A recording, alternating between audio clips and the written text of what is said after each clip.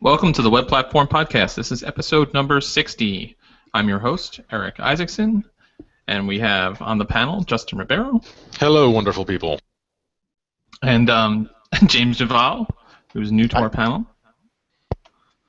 And we're going to be talking about offline first, and we have a lot of guests today. Offline first is something that I wanted to do when I first started the podcast. I was like, I'm going to do this second episode. And it just never happened. It's been like over a year now, so I'm really glad we get to do it. We did an episode on ServiceWorker not too long ago, about 7-8 months. So it'd be nice to catch up and see kind of how everything's progressing with Offline First. So our guests are Jake Archibald. Hello. And Alex Russell. Hey, how's it going? And Jan, can you pronounce your last name? I'm sorry. Lehnardt. Say Lehnardt, it's fine. I want to pronounce it right. All right, go. And John Kleinschmidt? Kleinschmidt, yes. Hi. Okay. So do you guys want to introduce yourselves, I guess in the order? So Jake, you're kind of infamous, so go ahead. I'm Jake Archibald. I work at Google doing DevRel things. I previously worked at a startup called Lehnardt, where I worked on making the mobile site work offline, and then I got roped into doing that kind of thing at Google as well. So I'm one of the spec writers on ServiceWorker, which I'm sure we'll cover, and also working on sort of bits of features that build on top of ServiceWorker as well, such as background sync. Nice. And Alex, I was really surprised you were not on webcomponents.org, so I added you. Oh, thanks. So, can you tell us a little bit about yourself? Yeah, I'm in kind of Jake's less funny, less witty engineering side doppelganger.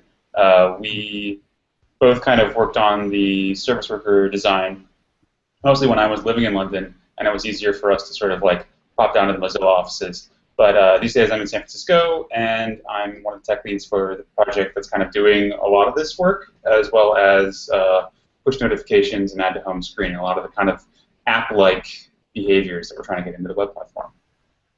All right. And Jan? I've been working on a database called CouchDB for a couple of years. You may have heard of it. It's the original offline database, and all the things that we're talking about, I tried to get into people's heads for for a number of years now, since about 2008. I'm finally happy that with Offline First we have a label where we can have a broader discussion about that whole thing. Out of the work that we did with Couch came a project called Hoodie, which is our offline first web framework, like an encapsulated backend that allows you to build offline capable front-end apps, and that all should work very nicely with all of the ServiceWorker stuff that the other guys are doing.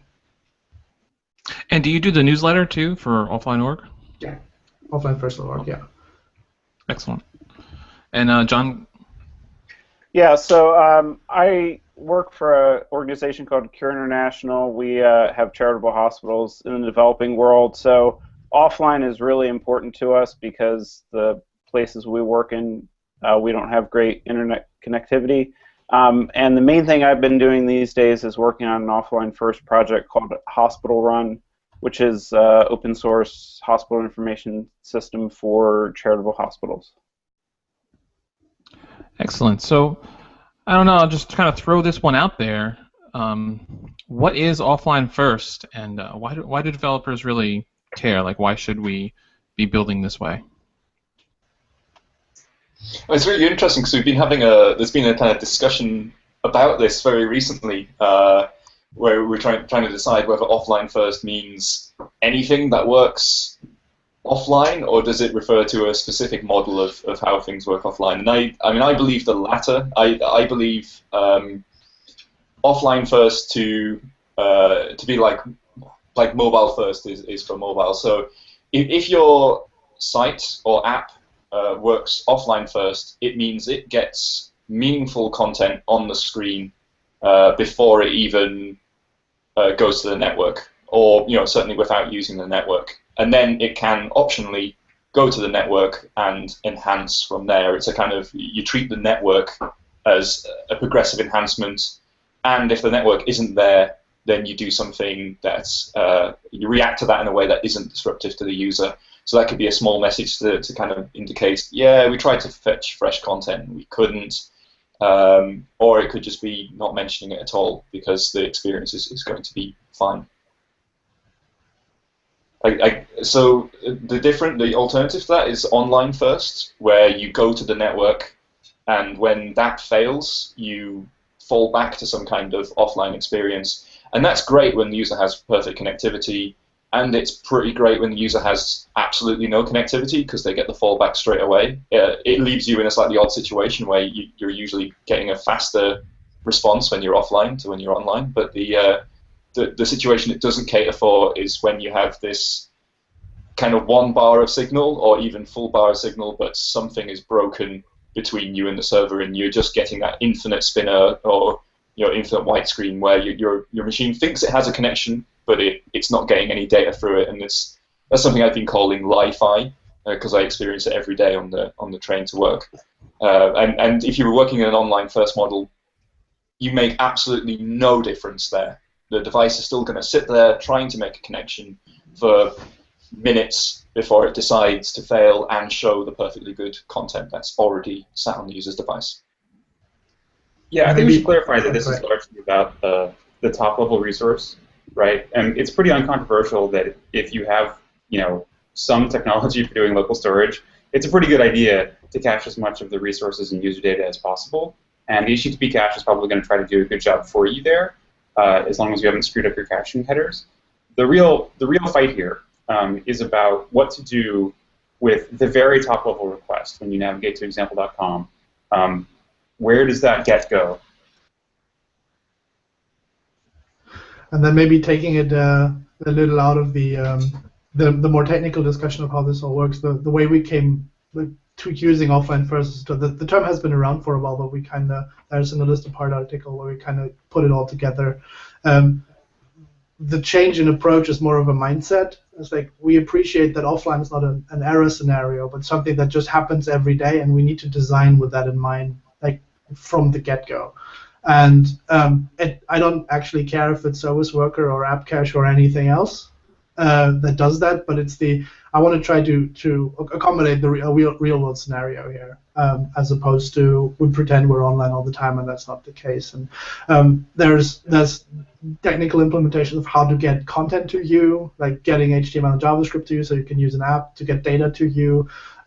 If you want to do email, how to get some of the data to you, but not your whole email archive while you're on Edge somewhere, but you want to do something useful there, like selective data sync is interesting there. And then there's a whole lot of user interface questions that haven't been answered really, like how do I deal with an offline state and partially offline state? What does an outbox that we understand from an email and IMAP metaphor mean for a collaborative media application? Like what scenario how do we talk about this? We don't even have words, so we started the offlinefirst.org and the newsletter and the GitHub group and everything to start a discussion about all these things. And then I think Jake and Alex swooped in from the side. We have the ServiceWorker thing here. It does a lot of the stuff, and I think like for me and the people who have worked in this space for a while, it wasn't too hard to think about, like, extrapolate and say, okay, these are the user interface issues that we're going to be facing, that we need. What's the hamburger menu of offline, or what's the submit button of offline? Like, these things don't, or what's the save button? Like, all these things haven't been discussed yet or discovered yet. But it was really hard for people to extrapolate like we did because we've been in here. And then I think like ServiceWorkers coming around, and a lot of people can now start building demos and understanding things and seeing all the things that Jake builds, like, oh, that's what they mean, and okay, now we have these problems, and then we can finally talk about the things that I'm really curious about, like, okay, how do I communicate partially synchronized state as opposed to offline is better somehow.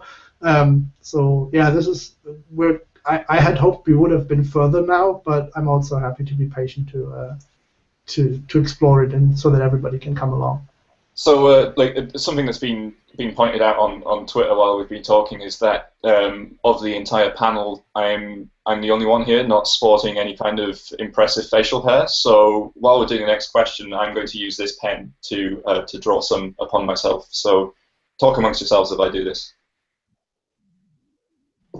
Yeah, so in terms of the offline first kind of patterns, Jan, kind of what do you think is sort of the most important or the most common one that you see people adopting when they kind of look at doing offline first or adopting this model? UX pattern or like a technical? I mean the UX pattern. I think the technical patterns are something we should talk about in a minute, but the UX patterns that you're working on are really interesting. I'll pass on that for now. I'll answer that when I can think of something that's really good. I think it is really early. Like I don't see many people doing this. We're still in the exploratory state of this. There's been a neat discussion about like using, like just showing how far your stuff has been synced, like using like what kind of like graphics we're using for this. So instead of like a floppy disk to say save, we have like a ring that fills partially or changes color or isn't quite full until it's synced or it has like sorry, I gotta laugh about Jake for a second here. Like it's partially filled or is dotted or something, but I don't think I've seen anything impressive here. I don't think I've seen the killer app for offline yet, or the killer feature or pattern in that regard. Yeah, I can't think of anyone right now. I could only the biro didn't work. I've had to use permanent marker. So one, this might be permanent, and two, because I've done it right under my nose, I'm getting quite high right now. Well, you do have the Salvatore Dali look, so if clocks start melting around you, you know why. As far as the old way we used to do this, as far as standards go in the web, my understanding was app cache, and then obviously we talked about this in ServiceWorker where app cache was flawed in a lot of ways. Why are we abandoning app cache, and and what's with ServiceWorker in that sense? Okay. I would say we're so much abandoning it as it sort of never had a posse. I mean, Jake, his fine mustachio itself, is one of the few people in the world who I'm aware of who actually made an app cache site go. I know that Annie Sullivan did the same thing for Google Sheets, spreadsheets offline, and Eric Arvidsson did the same thing for Gmail with Gears, which was sort of an earlier incarnation of kind of the same model. And nobody who I've talked to has a good word to say about that model. Yeah, most of the people I've seen implemented are using Cordova or Launchair or something like that. Not really a standard web type application. And one of the use cases just you can't sort out is like, so if your page contains a responsive image, you can't cache the image that gets requested. Like you're kind of left with the choice of if you want that to work offline, you must cache every possible image it could load, and you instantly kind of remove all the benefits of responsive images while you do that. At that point, you may as well just use the maximum. So in that case, do you use something like a match media to run the ServiceWorker?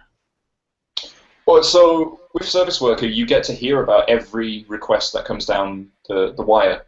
So in the case of like a responsive image, if it's kind of content imagery, such as like an image that comes along with a like something like a Twitter post or something, you just cache it as it's requested. So you can, when you request it within the ServiceWorker, you kind of duplicate the response, put one in the cache, and then send one off to the browser at the same time. Now you could do something smart like if a request comes in later and it's a request for a lower resolution version of the same image, you could just send the one back that you already got. Because you're like, well, there's no point downloading a lower resolution version. I've got something better already. If the request is for a higher resolution version, you could try the network and then fall back if it fails, or you could return just whatever you've got and maybe try and cache the high resolution version for next time, or dynamically do a swap on the page when, or indeed if, the higher resolution version arrives. So I'm always curious. I mean, do developers understand? I mean, there are a lot of patterns when we talk about offline, and it gets somewhat confusing if you've never had to work with offline assets and sort of the gotchas are there. I mean, obviously we have libraries and frameworks and tooling that are sort of coming in play. I mean, is this enough? Is it too complicated? I don't think it is. I mean, Duval and I have written a code lab about it. We've deployed 4 production offline apps. Like, it works great. But is the barrier to entry too high? I'd like to think that there's a big change to be had here in terms of how you structure your application. There's some good sort of correspondence with the way that many of the JavaScript frameworks that people are starting to adopt now work. So many of them have the notion of a separated data model from some sort of a view controller and templating.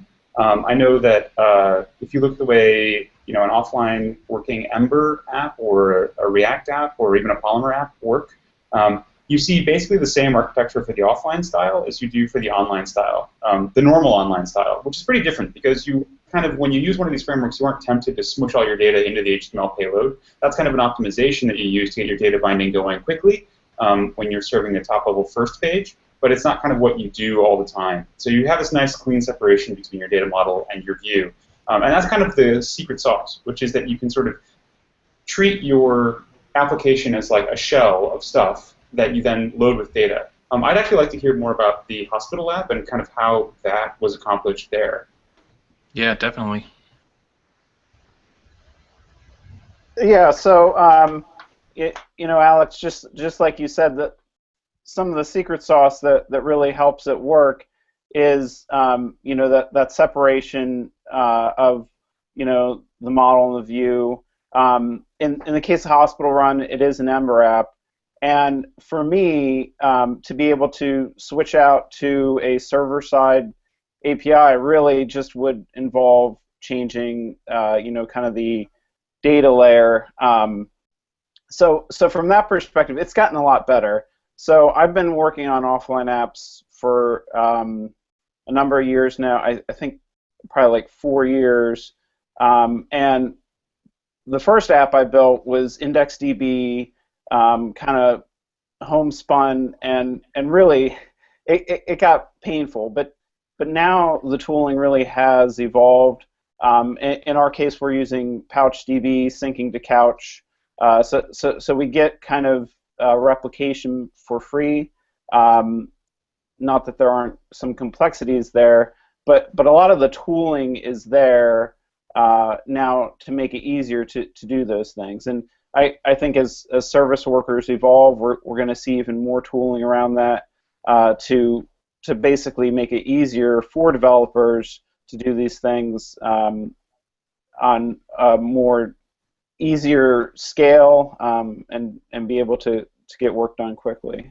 How critical would you say that it is to have a synchronization engine? I've had it sort of in the back of my mind for some years now that there's going to be an add-on framework core, which is kind of like that synchronization model. That data layer is going to be operational transform. Is going to be something like PouchDB with CRDTs. Like, what's it going to be? I just keep thinking that it's going to happen any minute now, and PouchDB seems to be pretty far ahead there. Yeah, I mean, I think it's there aren't a lot of options unless you want to do it on your own, and so I would love to see more solutions like that. And actually, I'm excited about service workers because I think one of the things we could see is building tooling where you could take you wouldn't necessarily need to store your data offline and then synchronize it online, but rather you're capturing the network requests that come in, you're saving them to play back at some other time. So yeah, technically, I guess maybe you're storing them somewhat, but I think it gives us more flexibility in how that plays out, and I think tooling is going to come out of that where different synchronization techniques will come forward. Does that make sense? One of the problems I see in this space is that the way you handle your user experience, the UX of your application, is directly tied to your data layer, how you do synchronization. And the way we're doing it in Couch and Pouch is a very specific way that allows you to do some things that are really nice, but that also have some limitations that people are used to. Or like you can't do things that you usually do. So we have a hard time getting people ramped on to this model.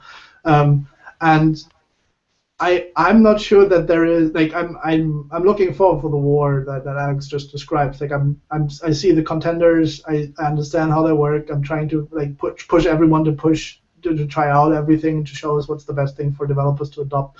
But nothing has clearly emerged yet, and I'm kind of in the back of my head. I want to find a student that writes like a bachelor master's thesis that just compares all the different synchronization engines with the typical application requirements, and then just says, okay, the 80-20 solution is the couch pouch sync, and the 10% solution for this use case is operational transforms, and the rest of the 10% is some CRDT, and then specialized custom do your own thing. But that's like I'm the couch vendor, so I kind of want my thing to be the 80-20 one. But if any of the others win, I don't care. Like again, like what I'm really interested in is having a web that has that like things that Alex brings up time and time again, that compete with native experiences, that has phenomenal load times that people love to use, that gains developer mindshare again because it just allows you to build really, really cool things. I don't care what the technology is there, but it's like you say, friends don't let friends build their own cryptography. It's the same thing as friends don't let friends build their own synchronization engines. And I've been doing this for nearly a decade, and I don't want to do it ever again. And I still can't cover like all the use cases that developers want from me. So there's a lot of work to be done. And on the other hand, there's more and more people thinking about this, and maybe we're getting like a global mindshare going that we find come to something that we all can use. Yeah, one of the first projects I actually saw for offline was Hoodie, and I was really impressed with that one. But didn't get as much, once ServiceWorker came along, didn't get as much like power, as far as people were like, oh, ServiceWorker is going to be a standard in the web browsers, so we won't need this, and it sort of got overlooked. But I really think that there's a lot of room for Hoodie. Even, do you feel like in the future, you would use ServiceWorker underneath for some of this, or do you, can you talk about the project a little bit so that we understand? So the goal for Hoodie is, our belief is that while the web is very accessible and you can learn HTML and CSS, a bit of JavaScript, like in a weekend or in a day, and you can be productive with it without like studying computer science. Like when you want to do something real, you need somebody who does your Rails, your Java, your PHP. You need to build you need to host your WordPress, something, I don't know. You need someone who understands backend technology, deploying things, and we think this is way too hard. So the open web in that regard is like an open window in the second floor. You need your own ladder to go through, and not everyone has that ladder.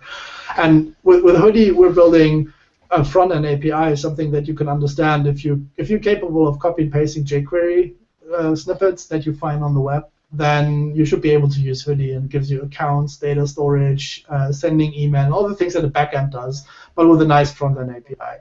And since one of the things that we think is important in Hoodie is that we have offline-first apps, is that the default way of that we just build into Hoodie. If you build a Hoodie app, it's an offline-first app. There's nothing you need to do. But we kind of don't tackle the things that ServiceWorker tackles. We do data synchronization and handle make sure that is all like things that were explained that John explained with the hospital things, apps. But we currently don't concern ourselves with like loading really fast or caching things offline. We have a Node module that does a bunch of app cache magic for us called App Cache Nanny, because it makes the app cache behave. Now you can work with Hoodie, but you can also use standalone if you want. But like that particular thing, we're waiting for the web platform to solve for us. So we're on top of the things that like say we live in a world where everybody has ServiceWorker and resources render really fast and get cached correctly, and everything is really nice, as Jake and Alex explained. There's a layer on top of that, like how do I get my user data going? How do I synchronize stuff back and forth? Maybe I can even do this peer-to-peer between browsers. I don't even need a server anymore. Like there's a whole lot of stuff that ServiceWorker currently isn't addressed to do, and I think eventually we'll get there. But I think all the technology we're using or will be using Pouch.DB really soon. We have a custom sync thing now, don't worry about that. But the things that actually do the network for us, they will be using ServiceWorker up to the wazoo to get get the most out of the web platform at some point. But I think I see this in layers. There's the service worker app cache layer, the web platform, what that gives us, the data sync layer, and I'd love for the web platform to have a standardized one, but like I explained earlier, I don't think there can be one, but I also want to see one, so we'll see where that goes. But maybe there's a way to, I don't know, maybe there's a plugin mechanism. I don't know what's going to happen. Well, then on top of that, we have all the UX and UI things that we haven't talked about. So these are all distinct things that people are already working on with different speeds. And I think the thing that has the most leverage, and I think that's why it gets the most press these days, aside from having people working on it full time, unlike other things, is ServiceWorker, of course, because it's like, it'll be in browsers, everybody can use this. And then when you want to use Hoodie, it's like, okay, you have to just subscribe to the whole Hoodie philosophy and how you store data and how that's all different from you're used to a Rails and MySQL situation. And that's a little bit harder for adoption than, say, ServiceWorker, which isn't in all browsers yet, but it will be, so you can start looking into it, and it's going to be standard, and we'll be all loving it. That's a good point too. There is a lot of different. I didn't even realize, because you're doing data synchronization, whereas a service worker would be doing other types of synchronization. So it's interesting. It didn't occur to me at first that there would be all of these different use cases and different ways to do this. Do you think that this could be very confusing, like doing a network approach first versus a cache approach? How do we figure out all of the different I guess this is a softball for your cookbook, Jake, but how do we figure out all these different approaches, like what would be best for our applications? Okay, I'll mention the cookbook.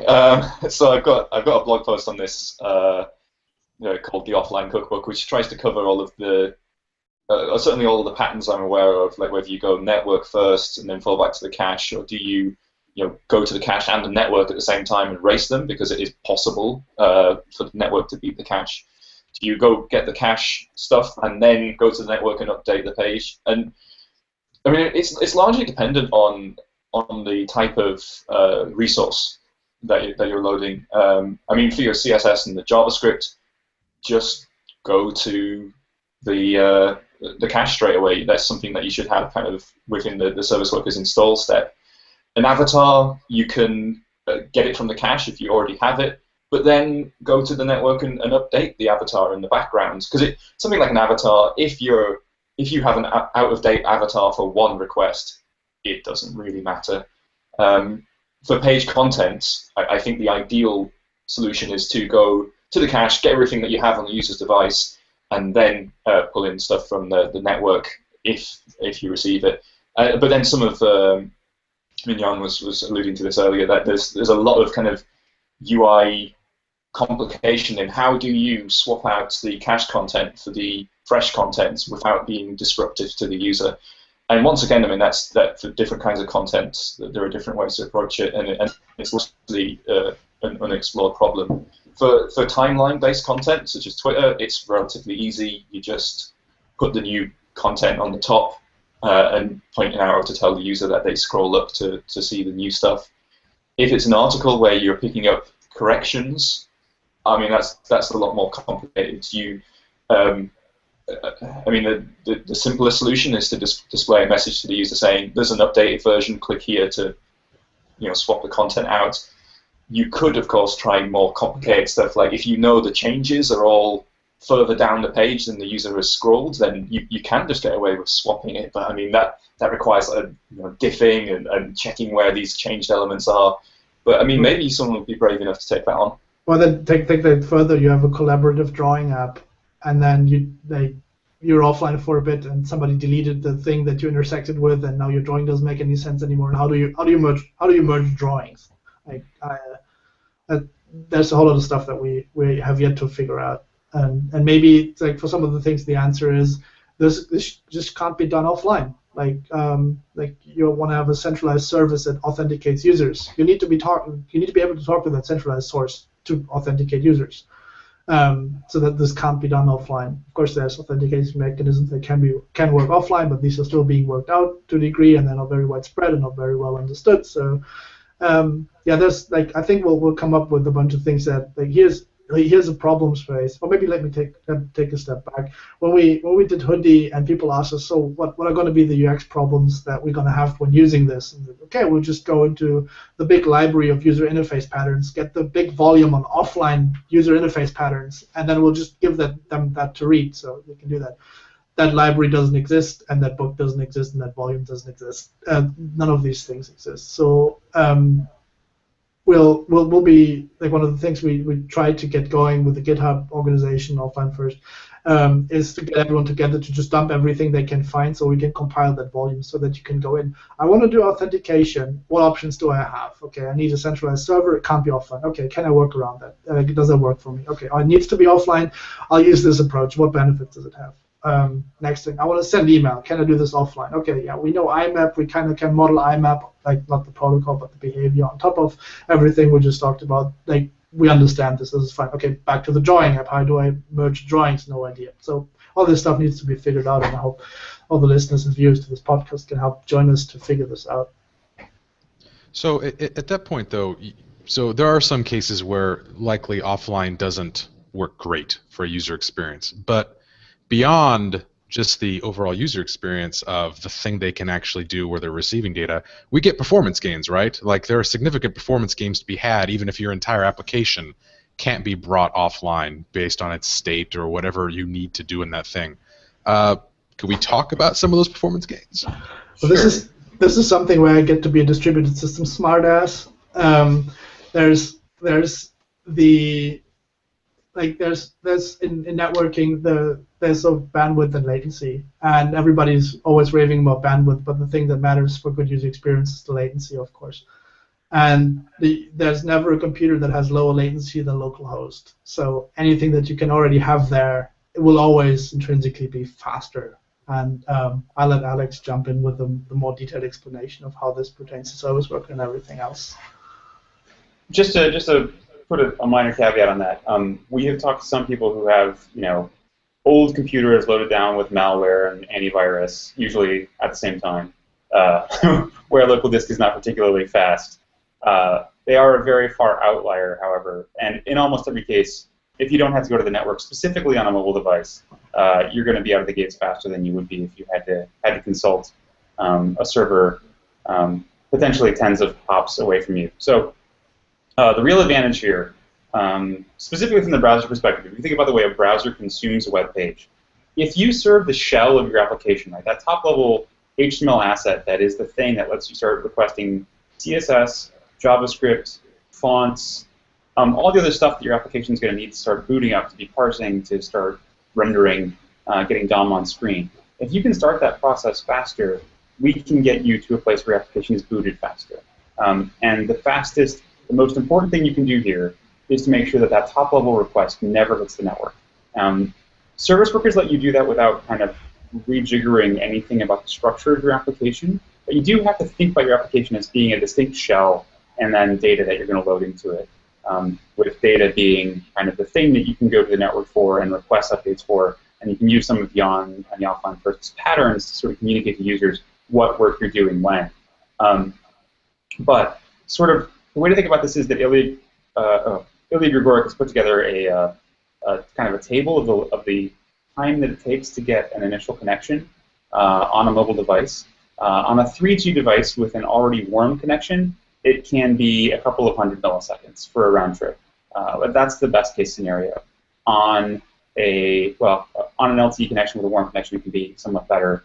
On a 2G or 3G device on a poor connection, or when the radio is in deep sleep state, it's 1 second to 2.5 seconds just to get the initial connection going. So what you want to do is to make sure that that initial payload that you come back with comes from the service worker, so that you can get bits on screen, so that while you're doing that connection to get out to the network to go get new data, you've at least got something in the renderer process that's starting to parse, starting to render, as well as your code running to sort of communicate to users, hey, I'm going to go to the network now. Or better yet, as Jake goes on and on about, I completely agree with, getting the data that you previously had cached on screen immediately. I definitely want to see the cat photos that I had before while you're getting the new fresh cat photos.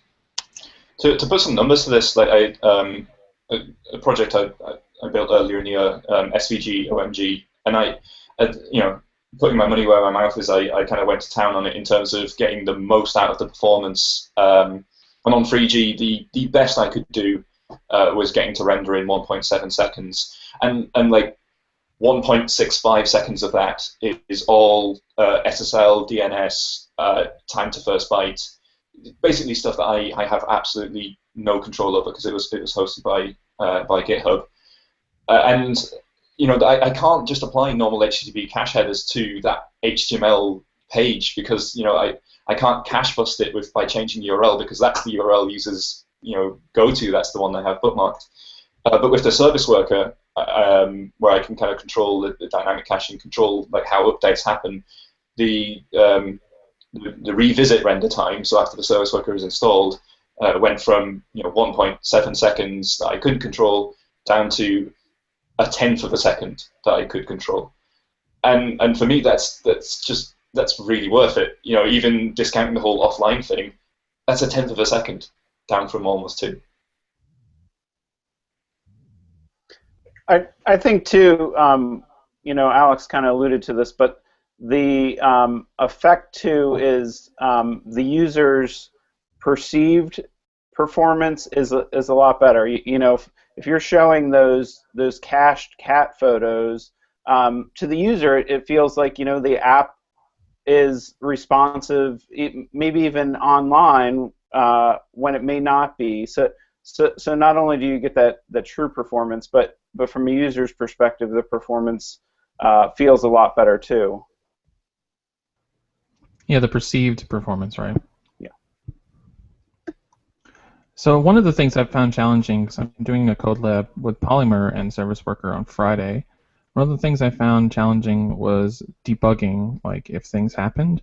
So I've been using the network tab in Chrome to go through and just see, okay, is this cached, is this not cached, is it, is ServiceWorker doing what it's supposed to do? Are there, not just for ServiceWorker, but are there other developer tools that we can use to help with this for offline? Yeah, and there's a resources tab, which will show you kind of the state of all the local storage types, including ServiceWorker caches today. And that gives you kind of a sense for what the ServiceWorker is going to be able to have access to. IndexedDB on the file system and sort of the ServiceWorker caches as well. The kind of the pro tip here that I wind up using a lot is if you go to DevTools now and you open up the console, there's a drop-down button where it normally says, bracket top frame. That's a drop-down button. And if there's a ServiceWorker installed or running, that ServiceWorker will actually be in the list, and you can go over there and you can start running code inside the ServiceWorker. Similarly, you can put breakpoints inside the ServiceWorker, so the next time a request comes through it, or the next time you refresh the page, you'll get broken there correctly, and then you'll be able to sort of inspect the request and response. I use that all the time, and in fact, if you break inside of a fetch handler, you can just sort of like cons up whatever response you want, and add whatever code you want. And then the last thing is that because DevTools is so amazing, save and continue is a thing. So if you don't know about this, you can just start editing the ServiceWorker code for your thing in line, hit Open S or Control S. It saves, and the next time you use it, it uses that version instead. And then you can sort of copy that out and keep it in your local development environment as well. So you don't sort of have to do the other thing. One last thing, which is if you're developing with ServiceWorkers in Chrome today, Shift Open Apple or Shift Control R, like hard refresh, skips the ServiceWorker. That is to say, it goes to all the way to the network for the top level request. It gets that top level thing, which will start the ServiceWorker installation process over again. So if you're trying to develop, like you're making changes quickly to your ServiceWorker, you want to do Shift Control R or Shift Open Apple R, and then Control R again to get the ServiceWorker version of that response, right? Because there's sort of two versions. So the version where in the land before time where you don't have the ServiceWorker running, you get it installed at some point, and then you've got the moment when you start using it and it can start to handle requests. So to go all the way for the new version, use Shift Open Apple R. So I don't know if my screen share is working, but I wanted to quickly show that in Chrome flags we've got Enable Developer Tools Experiments, and this is where we're hiding some of our sort of latest ServiceWorker thinkings. Once you've enabled that and restarted the browser, and this bit's hilarious. If I can find the settings, if you go into experiments and then you press Shift as many times as you need to. It's 6 times. 6 times. There we go. And very quickly. And in there will be service workers in resources panel, which I've already enabled because been looking at it. And then it appears here. There's service workers, and you get all sorts of extra stuff. So you can kind of see the waiting, as Alex was talking about there. This is a service worker for the next version that's waiting. There's an active one there. You can hit inspect and get a DevTools window for that. But you can also just come into this drop down here and go straight into the service worker and start running code in the context of there, and you can see sort of everything. So this is something we're working on. There's cache storage there. You can see everything that's cached. It's kind of early days for these dev tools, but we were ahead of that. Can you get the internals page? Oh yeah. So that is always there. Yeah. This is the really low level stuff. Chrome Service Worker internals kind of shows you. Sometimes it's interesting just to go here and see which sites have just installed service workers. I'm in Canary, which I don't use for day-to-day browsing, so there's not a whole lot here. It's just stuff that I've been testing. But if you have one running, it should show up there. You should be able to inspect it from there as well. Yep. So if I could go to this one, hit start, and then get console logs, and if I hit inspect, I can get a DevTools window for that. Just because this stuff is JavaScript, we were ahead of app cache from the get-go because we have JavaScript debugging tools already. You can set breakpoints, you can inspect values, you can run code. But even then, this is something we're improving on a day-by-day basis. So all these features are in the current version of Chrome or Canary? So some of them are in the current version. I think cache inspecting, which is this cache storage thing here, that's in current Chrome. This service workers menu is in Canary, behind the flag and the shift and the journey of the mounting and requesting it from the wizard, and all those steps. But yeah, cache storage is there by default. And now, is Service Worker internals, I know there was some discussion that was going to eventually go away in Chrome at some point. Is that going to stick around for a while? It might be one of those things that ends up there forever for ultra low-level debugging, but it certainly is a focus of where we send developers, where it's going to be sort of a user-friendly UI. That will be just in normal DevTools. In the same way that we have, DevTools timeline as the friendly way of debugging, performance issues. Whereas if you want, you can go to about tracing and go to the real low level, which is not user friendly but has a lot more lower level information. So, John and Jan, when you guys aren't working on service worker stuff, is there other debugging tools that we can use for, like, let's say, Hoodie or any other types of the solutions?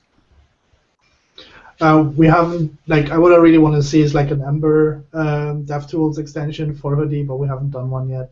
Maybe the Pouch people will beat us to it. That would be really nice. For now, we use just regular DevTools, and we make heavy use of private browsing windows to test things. Especially if we do like multi-user login things that we have to test synchronization between. Private browser windows is where it's at, but it's not very sophisticated yet. Is it really hard to sort of box yourself into a corner, like as far as the manifest? Like, let's say you need to clear it because something is going horribly wrong. Like, how do you clear service worker out totally from an application, or even how do you offline in general? How do you clear out all of that? So you can. So we check for an update to the service worker every navigation, and sometimes on push message as well. You can trigger an update programmatically if you want as well. There's an update method. If you cache your service worker script for 100 years, we'll look at that and go, that looks wrong. We're going to cache it for a day. So you can't get yourself into lock-in in the same way that you could with app cache. Well, hold on, just a very this is a very confusing point. We don't cache it for just a day, but we'll continue to look for updates in the background after a day. it's not like you're going to get booted out after a day. It's that we're going to go, oh, well, you probably didn't mean to like never let us check for it again, so we're going to check for it after a day.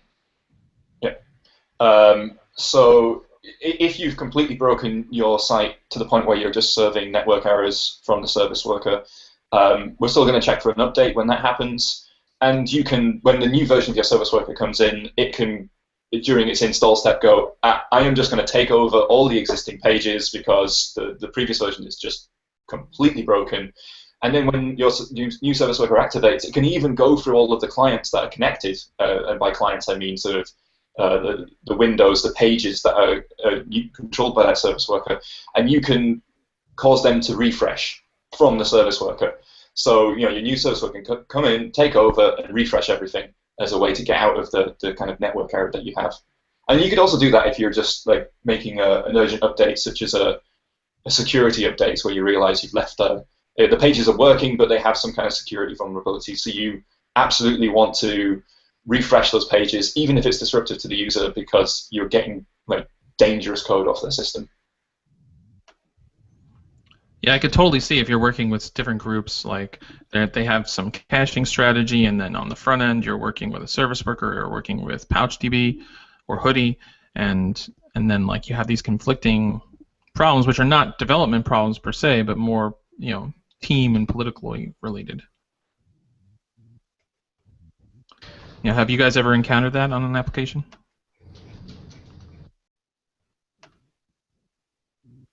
Where they interfere with each other is what I'm talking about. I may have missed the situation where a new service worker and an old service worker interfere with each other. No, just like let's say there's some caching strategy employed on like the server side, and then you have something like service worker taking control of some other things. Is there ever a conflict between that sort of thing? Oh yeah, I mean you can get yourself into all kinds of hijinks. The way to think about it is that the service worker is a local network proxy, and so anything you can screw up in your application with a proxy, you can screw up with your application with a service worker, and that is nearly everything. One of the things that I found very instructive was one of the larger teams here at Google started prototyping with service workers, and they sort of read the spec, and they had a bunch of questions. We answered those questions, and they read the spec again, and they came back with more questions, and then they came back to us with a document. It was probably 10 pages long, which was their plan for building and testing a service worker deployment at scale, and then iterating on it. They tested the scenario where they wanted to get it installed, and they wanted to see the installation rates and the failure rates. Like, do clients in the wild have problems with it? Were there problems in the system? This was very early when we were developing it.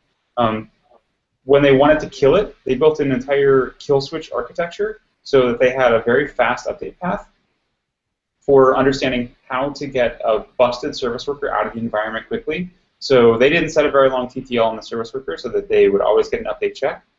We're actually probably going to put a kill switch system in the service worker spec at some point to try to help make this a little bit easier for folks who are operating at scale. And then they tested all of it. They tested deploying a dummy service worker. They tested the latency impact of that. They tested the impact of how quickly they were able to drain traffic to the service worker from their users. They were able to test and monitor it all, and they put in good monitoring about all the situations. One of the best parts about service workers is that you can have a central place to log a lot of operations about your website. One of the worst parts about that is that if you don't do that logging there, you might lose your logging forever. So thinking about it as a local network proxy for your application, where you can do kind of arbitrarily sophisticated stuff, is a good mental model, and it kind of sets you up for treating it with care, but treating it as the powerful tool that it is. And now that we see very large percentages of internet traffic now being either going through a service worker or having a service worker registered on the origin, it's kind of important that very large sites use that level of care. We were talking earlier about the potential sort of learning curve for this stuff. I think people who do server-side stuff are going to find service worker a lot easier than people who just do client-side stuff. Because if you do server work, then you're familiar with the kind of how to handle streams. how buffering of streams works, and things like, you're serving content from the service worker. It is essentially, you're just building a server. The difference between a server and a service worker is the service worker can also manage cross-origin assets, whereas when you're doing a normal server, you tend to only be dealing with, you're only dealing with stuff your origin can serve. As part of that, I often find that when I'm writing a service worker, in my fetch handler, I'll have kind of one big if block, or farm it out to another function where I'm handling URLs that are from my origin. I've sometimes had code where I've broken the URL up into parts, and I've gone, if the path is /image/something, then do this, and I'm like, oh, hang on, but that's also going to catch requests for /image, but entirely different origin, because I'm just looking at the path name of the URL rather than the host name as well. So that I would say that's the only difference. But if you're used to doing server-side stuff, especially in Node, then Service Worker should make a lot of sense. So there's been a lot of work, a massive amount of work that's sort of gone into the specification for Service Worker. Mozilla's implementing it. Obviously, Chrome has it. There's a lot of work ongoing.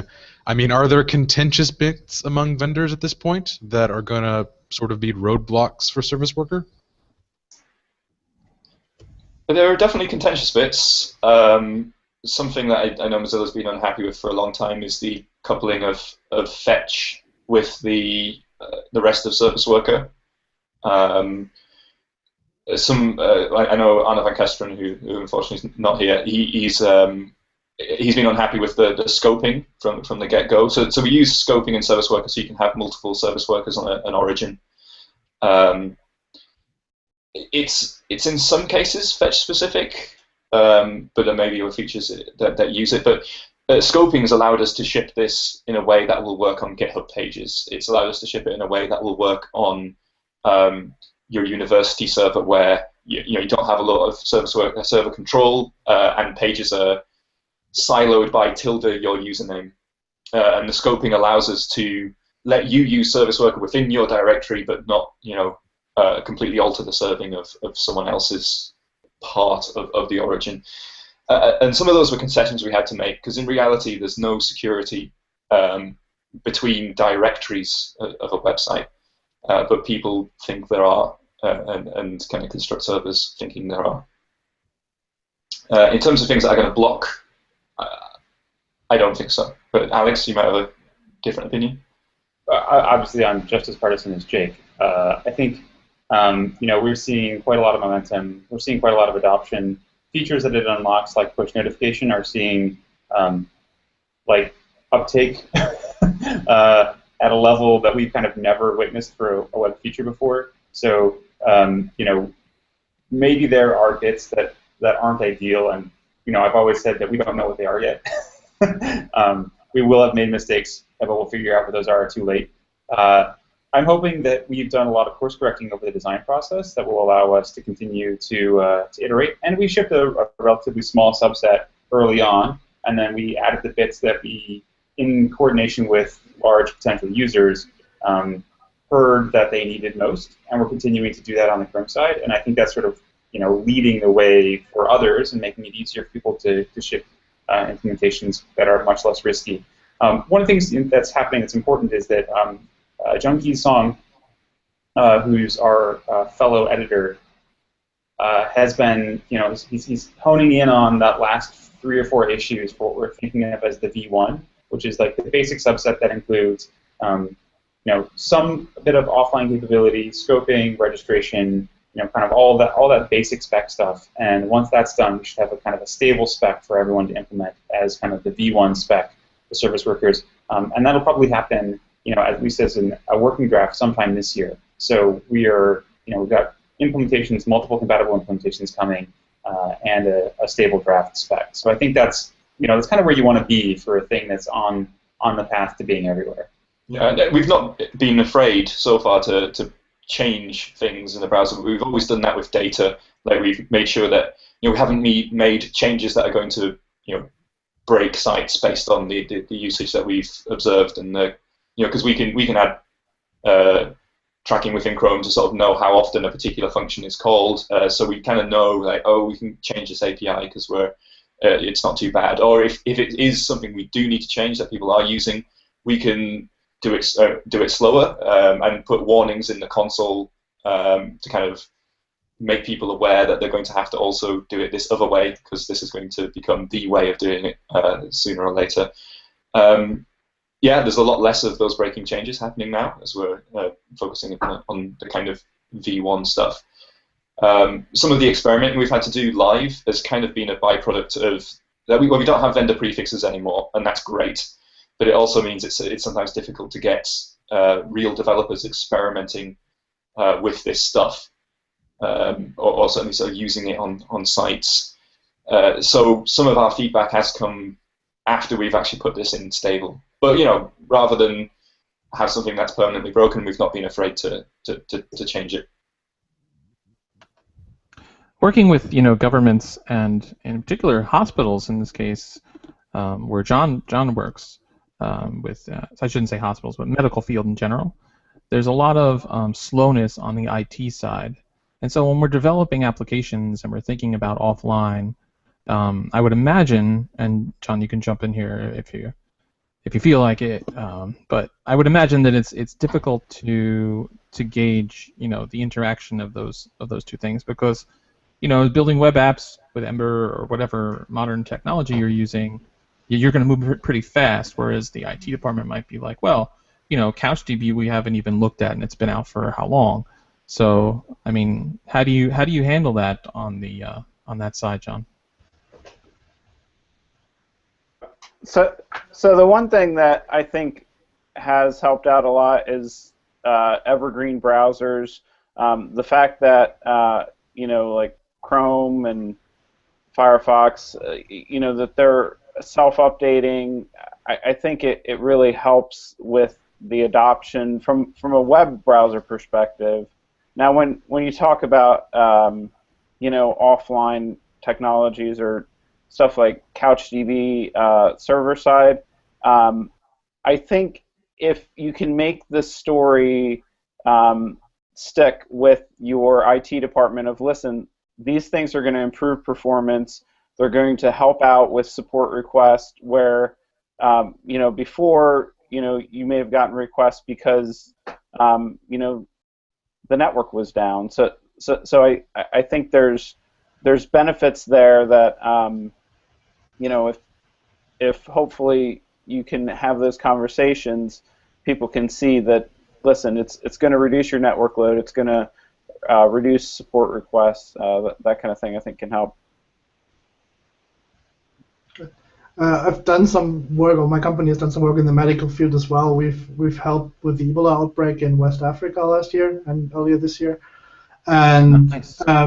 You're asking about what's the IT situation, and this we're a bunch of white guys here, so this is our perspective. But the IT scenario in West Africa is there is no infrastructure. There's barely 3G. There's edge almost everywhere, and the NGO that we were working with just had to get thousands of tablets and smartphones, mostly Android, to deploy to all the various relief sites to get our software going there. And we had no we could somehow sort of dictate what we have to work with, but also we had no choice but doing something like using Couch and Pouch on the back end, to get that syncing going to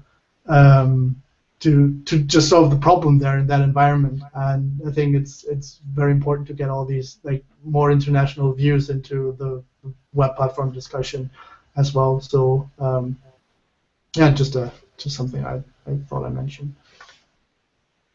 Well, I gotta run. Thanks, guys. This has been great. Yeah, thank you, Alex. Thanks, Alex. You guys too. As far as stuff that's out in the wild, I've seen a lot of demos and a lot of prototype type things. But what is the most impressive thing that is offline that you guys have seen out there in the wild? It's sort of Sorry, I keep interrupting. Go ahead, John. The problem is offline is like security. When it works, nobody cares. So offline isn't impressive. The impressive is when Like I'm in the subway somewhere or in the tube in London, and I use I try to refresh my Twitter, and the first thing that doesn't happen is it throws away all the current Twitter that I have that I could still be reading while it fetches the new one, but that doesn't happen. So there's the absence of annoyances is not impressive as such, but Yeah. So it's really hard to pinpoint to that one thing that's really amazing. I think from a technical level, though, is what I was talking about. But I totally agree with you. If it's, sometimes in user experience they say if you can't tell the difference in the user experience, that's a good thing. Like that it's done its job. You can't tell that there's something different about it. But Jake has done a great job on the Lehnardt that. side. I think it was the Financial Times. Jake, correct me if I'm wrong, that the person from the Financial Times talked about it at the Fourth Funnel conference in Brighton a couple of years ago. They've been doing offline website stuff on their main web property for a couple of years now, and it's very it's one of the sites that can't break, so they have to be very conservative. But they're also doing cutting edge web platform stuff, so that's really interesting to see. Jake, do you have a bunch of more examples? There's devdocs.io is one that I use all the time. It makes me sad that it's app cache. So it's open to the same vulnerabilities that app cache is. I'd love to see them go ServiceWorker. I think they're blocked on HTTPS at the moment. What else? So the problem with working at Google is you forget what you're allowed to publicly say and what you're not. So there are companies that, like big, large companies that I'm aware that are pursuing this, and I'm afraid to say their names in case I get fired, like if I'm breaking confidentiality. But which ones are in the open? So the Guardian. We'll just edit that part. You can go ahead. If you look at the Guardian, because they do their work all in the open, they've got a PR at the moment that's adding some offline capabilities to their site. They're starting off small with experiments, like they're starting off with a kind of fallback offline page, but that's just the start of their work. I'm incredibly excited about that, and that's all using ServiceWorker. Facebook are rolling out push messaging across the web. So that's ServiceWorker, but I really hope they're looking at the offline side of it, because one of the worst experiences that I have in native apps, which if they're not careful they'll duplicate, is this experience where I am on the underground or on the train or somewhere where I feel the need to look at my phone rather than the faces of real people, and I'll look at my phone will have notifications. And I'll tap on one of those notifications because the message looks interesting, but it cuts off because of the limit of data in a notification. And then it fails to show me the relevant data because it goes to the app. The app can't make a connection, and everything fails.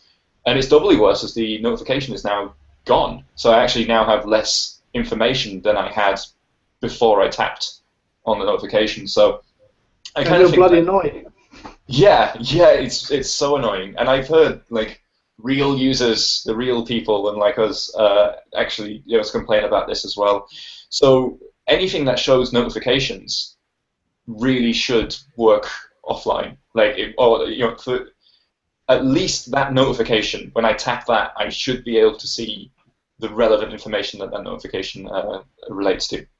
I've had the developer of the podcast app for iOS, Overcast, Marco Arment, who's famous for a bunch of other stuff as well. He explained how he uses the notifications for that exact same reasons, and iOS's platform offers you to do silent notifications, so your app gets updates, but they do not display to the user, so your app can do stuff. Then your app can be running in the background for a bit and maybe fetch that data, and then the app can send a local notification to the user, so the app can be prepared. I know I have this stuff now. Now it's safe to show this thing, because he wants to avoid that you go to the app and then nothing is there. And so in the service, there's a whole lot of infrastructure in there, being able to send private notifications just to apps, being able to send local notifications from the app to the user on the device, to make that all going. I don't know what the current state of this is on the web, but we must have these things, and ideally not have the other things, so people don't accidentally opt into the wrong way of doing this. Yeah, so in the ServiceWorker, when you get a push message, because that lands into the ServiceWorker, you get an event, and you can kind of do what you want at that point. The usual case is to show a notification, but you are free to cache content, make requests before you show that notification. In Chrome at the moment, we require you to show a notification if there is no window for the site currently open. And this is just us treading carefully with privacy. That we're kind of worried at the moment that you might opt into notifications and not realize that means the site can, just through a push message, which is cheap and easy, they can wake up and run code on your device. So we're trying to work out how to make sure that users are aware that's happening. I mean, of course, every native app that does push messaging can do this whenever it wants, but we kind of hold the web to a higher standard in terms of that. So yeah, we don't want to break that. So if you don't show a notification within like a certain amount of time, then we'll show a notification for you that just says this site updated in the background, just to make it clear that there's work going on. Like, privacy is a really good point. Like, if we're all running on with our own personal devices that are all secured with our fingerprints, like having stuff cached offline is no problem, but like that's not everyone. Again, like a huge part of the internet population still uses internet cafes, like even in the Western world. But so do I want my email cached on that machine? How can I guarantee that that's deleted when I close my session, close the browser? All of these kind of things we need to talk about. Like how persistent is this IndexedDB or PouchDB store or whatever we're using. And like if somebody's really after me, like what can they snoop from the browser caches after I'm gone? And like I'm very glad that you're very careful with this. Yeah, we do the right thing with incognito mode. I mean, ServiceWorker will work in incognito mode, but as soon as that last window closes, it's essentially a user profile that gets nuked as soon as those windows close. In terms of push messages, what we were worried about is just through continual pings with push messaging, code could be running on your phone that is looking at your IP, sending that back to a server, and all of a sudden you have a kind of low-resolution location tracker just off the back of that. And that's the kind of thing we're like, it's not really clear to the user that by accepting push notifications, that becomes a possibility. So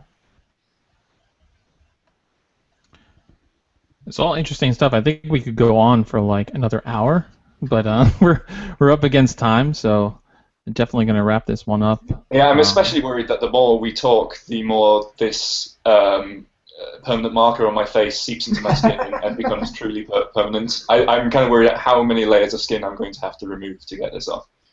Definitely send it after me. It'll come off. I'm sure you'll have a home video about it for us. All right, well, Alex had to jump off earlier, as we heard. He is at Slightly Off on Twitter if you want to catch up with him. And if you guys, if people want to help with offlinefirst.org, or if you want to help with any of these projects we've talked about, ServiceWorker contributing to that, how do people find you guys, and where's the best places to go? So start with Jake. I am Jaffa the Cake on Twitter, and I'm also jakearchibald.com for my blog. I'm JANL, J Yanel on Twitter. We run offlinefirst.org and the Offline First GitHub organization. We kind of don't want to own it. We want that this is a community effort. We're not trying to make this a commercial thing or anything. We need this open source library that I talked earlier about earlier.